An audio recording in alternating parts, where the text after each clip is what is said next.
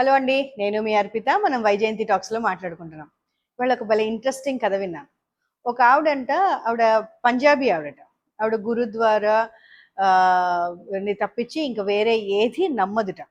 అయితే ఒక రోజున షాపింగ్కి వెళ్ళిందిట. షాపింగ్కి వెళ్ళి ఆవిడ షాపింగ్ చేస్తూ ఉంటే ఒక రాధాదేవి విగ్రహం ఒకటి కనిపించిందిట.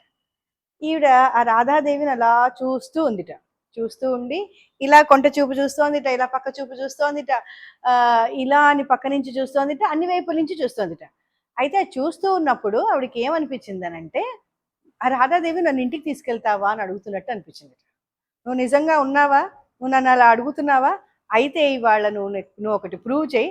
నేను ఏం షాపింగ్ చేసినా అది కరెక్ట్గా 5,000 బిజినెస్ అవ్వాలి, అంతకు మించి దానికి అమౌంట్ అవ్వకూడదు అని అనుకుంది ఆవిడ మనసులో. అది ఆవిడ సెలెక్ట్ చేసుకుంది. దేంటి కరెక్ట్గా బిల్లింగ్ సెక్షన్కి వెళ్ళి బిల్లింగ్ చేస్తూ ఉంటే బిల్ కరెక్ట్గా 5,000 అయిందిట.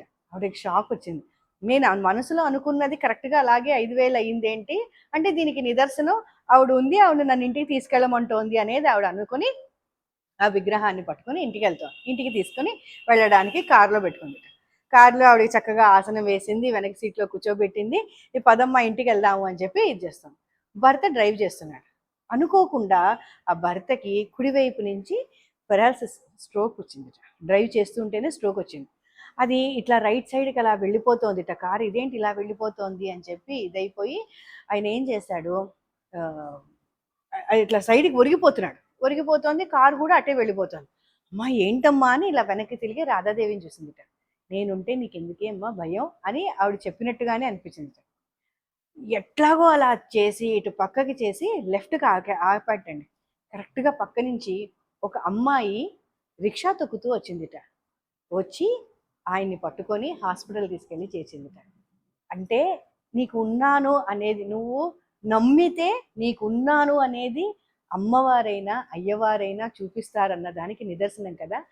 అది ఆ క్షణం ఆవిడికి ఒక అమ్మాయి, చిన్న పిల్ల అంటే మరీ పసిపిల్ల కాదండి, రిక్షా తొక్కుతోందంటేనే మనకు తెలుసు కదా 18, 20, 25 ఏళ్ళు లోపల. అలాంటి పిల్ల వచ్చేటప్పటికి ఇంకా రాధాదేవిని కూతురు కిందే భావించి ఆవిడికి సేవలు చేయడం మొదలుపెట్టిందిట. అలా రాధాదేవి తన కూతురుగా తన ఇంట్లో అలా ఉండిపోయిందిట.